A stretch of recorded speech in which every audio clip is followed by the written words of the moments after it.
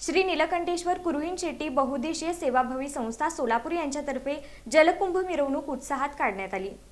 श्री नीलकंठेश्वर कुरुहिन शेट्टी बहुउद्देशीय सेवाभावी संस्था सोलापूर यांच्यातर्फे आयोजित भव्य जलकुंभ मिरवणूक व श्री नीलकंठेश्वर जलाभिषेक महोत्सव मंगळवारी 25 ऑगस्ट रोजी भक्तिमय वातावरणात आणि उत्साहात संपन्न झाला। सकाळी दत्तनगरी येथील श्री शिवमाहेश्वरी देवी मंदिरात विधिवत पूजा करून मंदिरापासून जलकुंभ मिरवणुकीस प्रारंभ झाला। भाविक महिला मंडळ, सेवाभावी कार्यकर्ते तसेच नागरिक मोठ्या संख्येने या मिरवणुकीत सहभागी झाले होते। भक्तिमय जयघोष, पारंपरिक वातावरण आणि श्रद्धेने सहभागी झालेल्या भाविकांमुळे परिसरात उत्साहाचे वातावरण निर्माण झाले होते।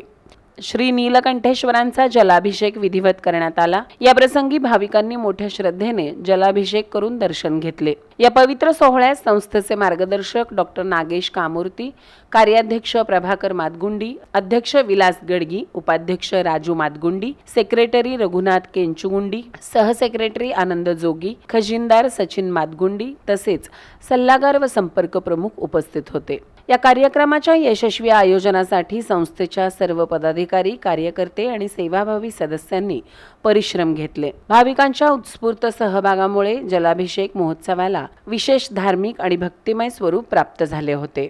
सालाबादाप्रमाणे यंदाही सोलापुरात कुरुहिन शेट्टी ज्ञाती संस्थेवरून तर्फे दर श्रावण मासात त्रयोदशी तिथी ही यावेळी श्री नीलकंठेश्वर जत्रा महोत्सव साजरा होत असतो।